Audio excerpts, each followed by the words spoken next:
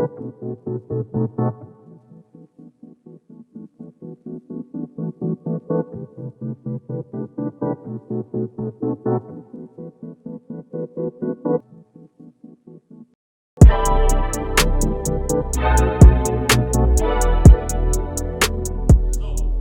to Cooking with JDNVN, and today we're making an alkaline electric pizza. So I'm excited about this one. It's one of my favorite joints to make. And so, all of these things are found on the alkaline food list. And so we have, spelt flour, we have Roma tomatoes, we got oregano, dried basil, onion powder, sea salt, sesame seeds, agave, grapeseed oil, freshly cut up onions, bell peppers, and mushrooms. And so let's get into it. So we're gonna start by making our dough for our crust, all right? And so we're gonna go ahead, we're gonna start with about a cup and a half of spelt flour, and then we're gonna add 2 teaspoons of the sesame seeds. Then we have about a teaspoon of the sea salt, a teaspoon of onion powder, and a teaspoon of the dried oregano and the dried basil. So we mix all of our dry ingredients together, like so.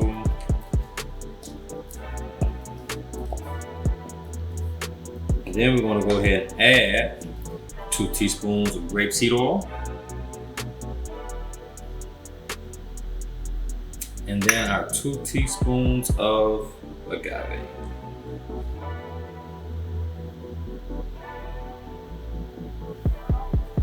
So here we have, 1 cup of warm spring water. So I'm gonna add about a half cup or so in here to start. Get to mixing that up. Mix that up nice and good. We'll form a nice dough ball.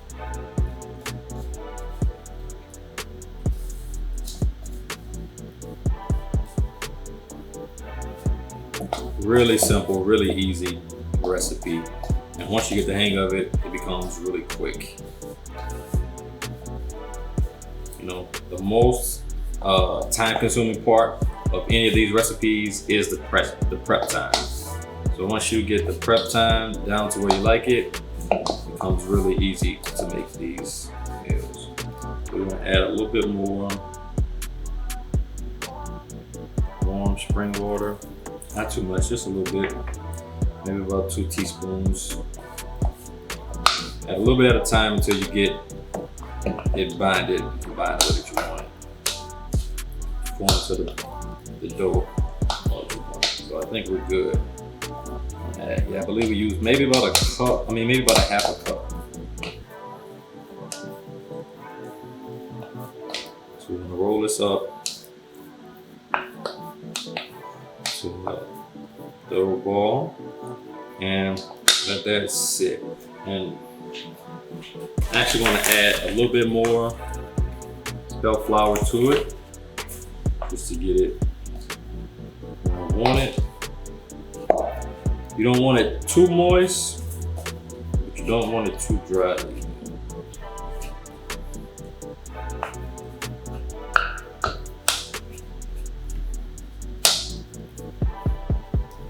So we got that nice ball. Let this sit for a minute.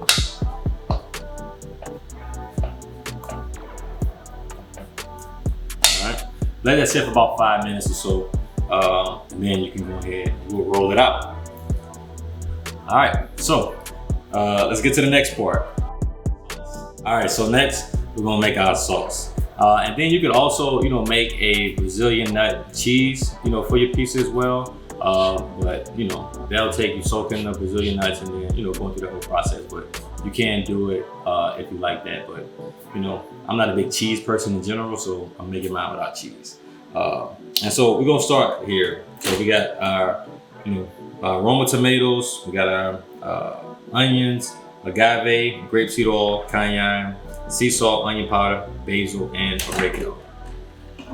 So we want to start with dropping in our freshly stewed Roma tomatoes. You know, I stewed it beforehand, so you can go ahead and stew yours. So then you're going to add, you can add about a teaspoon or so of sea salt, or half a teaspoon. You know, you just kind of season it to your liking. I just kind of go with it a little bit. Same thing with the onion powder. I don't add too much onion powder because I'm going to add fresh onions in here, but we got about a teaspoon and a half of the basil and the oregano. Probably gonna put a little bit less of the basil because we're gonna be pretty basil heavy once we saute our mushrooms and our bell peppers. So now here's the kicker. You cannot have enough of the cayenne. So I want to have a pretty spicy sauce. And everybody that has had my alkaline pizza definitely need water while they're eating. That's how I like it. Then we're gonna have these freshly cut up onions. I'm gonna put in there as well. You can add, you know, as much onions as you like. That's about two teaspoons of onions. So now I'm gonna add our agave and our grapeseed oil. Add as much agave as you may like to sweeten it up. We got about 2 teaspoons each. In there. So now, go ahead, put this in our food processor and close this up. You can use a food processor. If you don't have a food processor, you can always use a blender. But you don't want to actually blend this sauce. You want to kind of just pulse it a little bit till it comes, you know, nice and fine. So.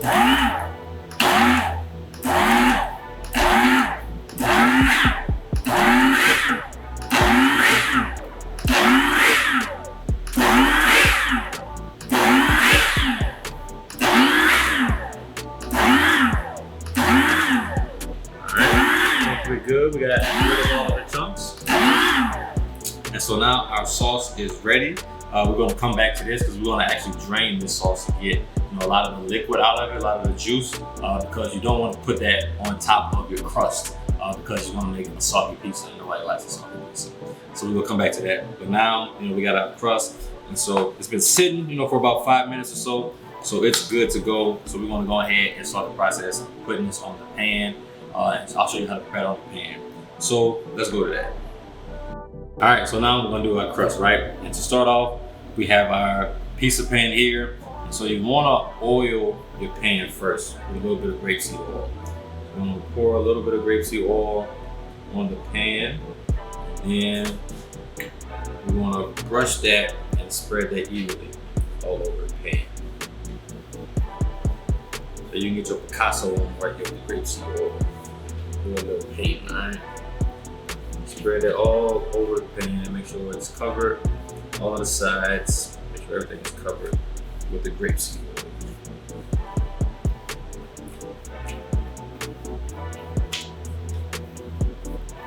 oil. Alright, so we got that covered. So now we want to take our dough. And so the best way you could do this is you could add, you know, a little bit of the spelt flour to the pan, so when you get ready to roll out your dough, it'll be good. You can actually add a little bit too, just so it won't stick to your hands. Add a little bit of that.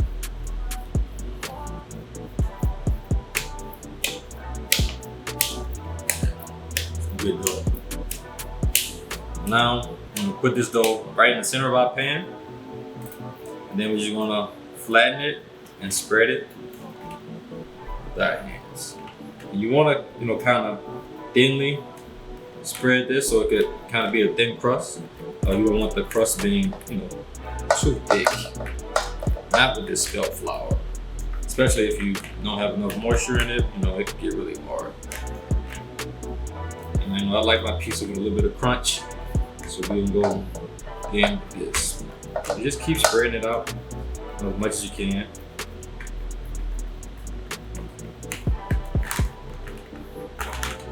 It don't have to be a perfect circle.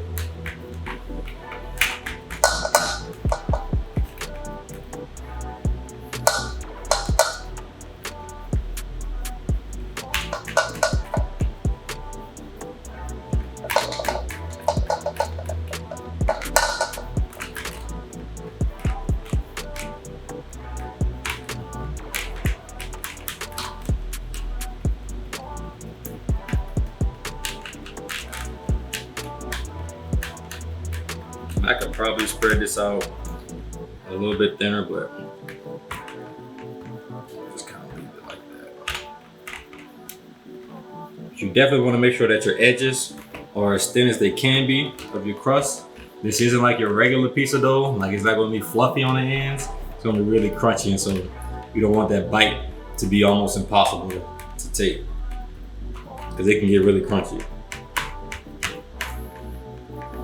All right, so we got that. And I like to leave the center of my pizza a little bit thicker than the edges, just so, you know, once we put, you know, the sauce on, and once we put the vegetables, it doesn't, you know, everything sink to the middle and get soggy. So I like to have it to be a little bit more thicker.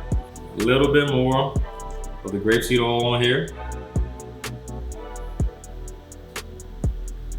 All right, do that. And we're gonna do the same thing and brush it all over the top of it. Lightly oil it, you know, you don't want to drench it. But you definitely want to make sure that you spread that oil all over the crust.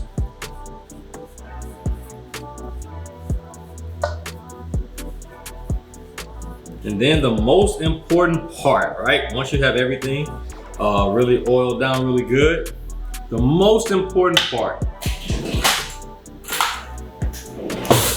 make sure you stick holes in your dough. Because if not, you know, you're gonna get the bubbles in there. So you wanna make sure that you don't get bubbles in here. So, you know, I like to be a little neat and I just go around in a circle. And I kind of let this be the border for my ingredients as well after the pizza is done. So I just go around poking holes.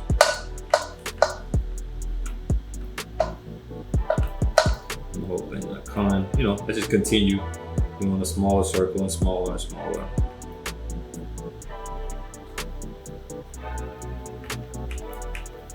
But you can get really reckless with it and just, you know, poke it everywhere. There's no real method to it. Just make sure that you have, you know, not too big of gaps to where air bubbles can form, and you'll be all right.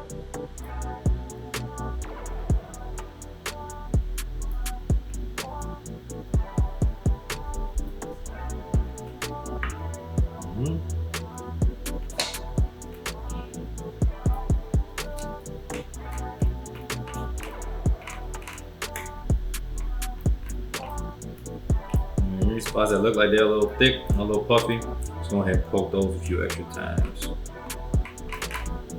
All right, so we're good. So what I did not tell you is that when you first start this process, you want to make sure that you have your oven preheated to 450. That way, once you get here, you just pop it in the oven and you don't have to wait for that to come on, all right?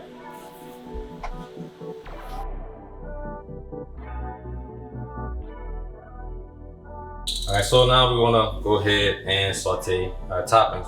We got some baby bell mushrooms and we got some bell peppers. So we wanna lightly boil our pan.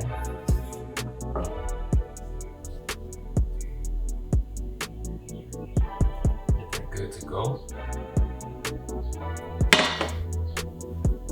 We wanna add in our baby bell mushrooms.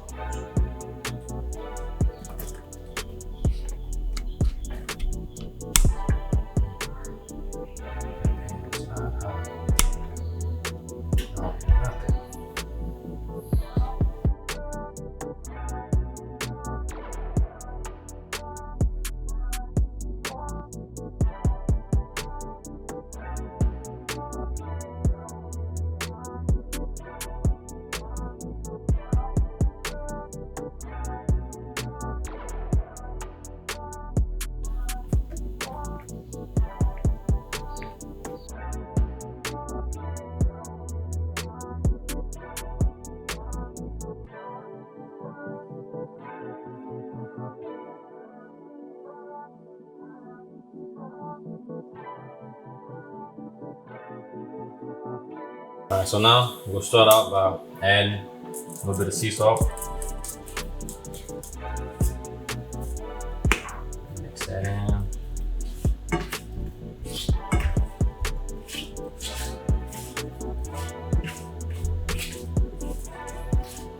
Got our stove on medium heat. You go medium to high heat. I like to take it a little slower so I could build it as I go. All right, so now I'm gonna add a little bit of onion powder.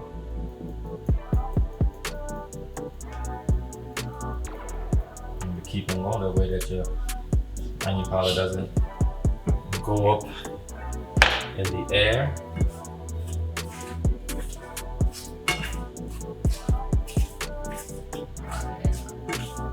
Mushrooms are cooking really good. All right, then next, I'm gonna add a little bit of oregano.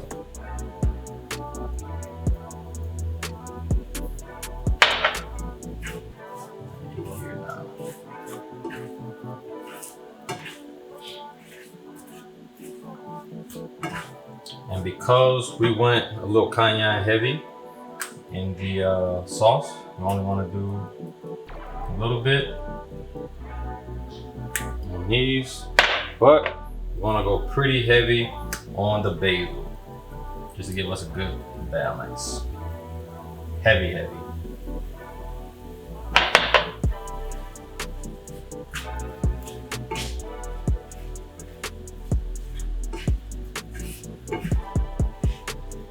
I like the basil flavor a lot on my pizza, but you know, you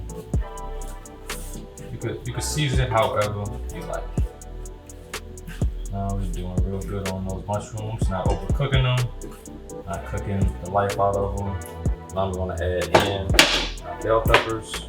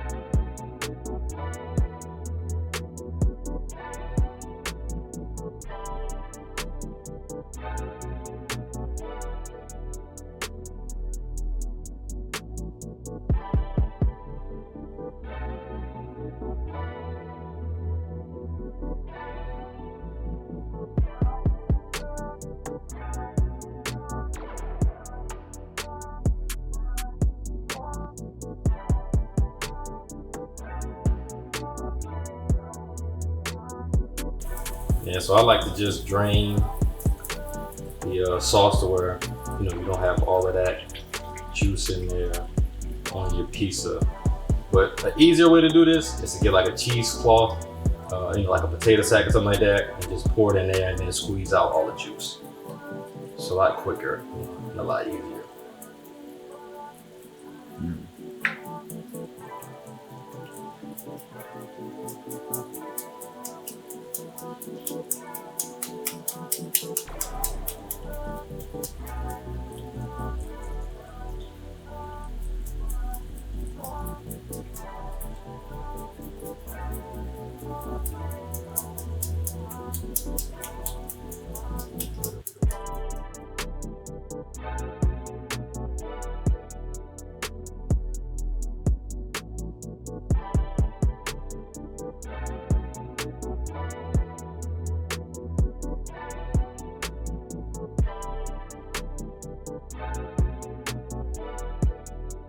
This is what we have left, out of our sauce, and so you just don't want all of that on your pizza. So it's still a little wet, not as dry as I like it, but we're gonna go with it. So just put a little bit on, spread it out on your pizza. You could even, have an avocado spread on this if you want to. That's really good. But for us pizza lovers, ain't nothing like that red sauce.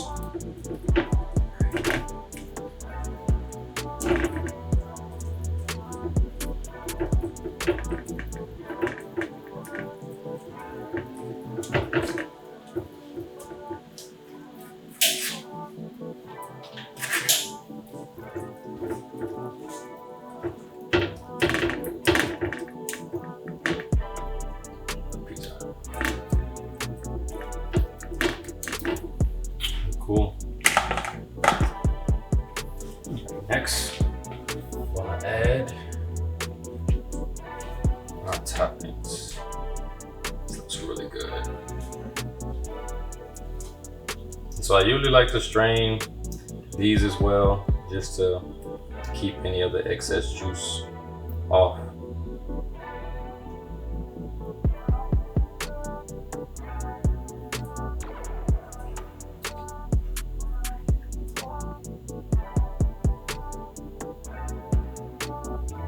I definitely like to be generous with these toppings on this pizza.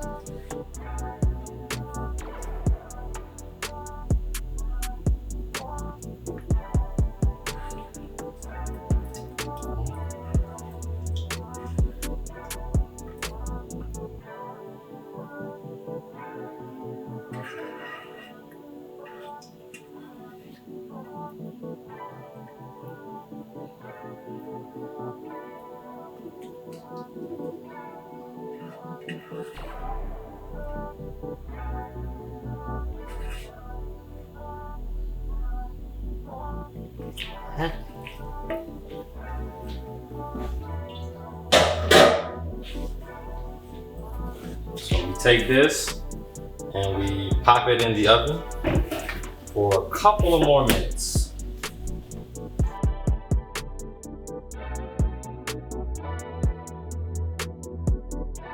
And so now, that's it for the alkaline veggie pizza. Dig in, it's gonna be good, promise you.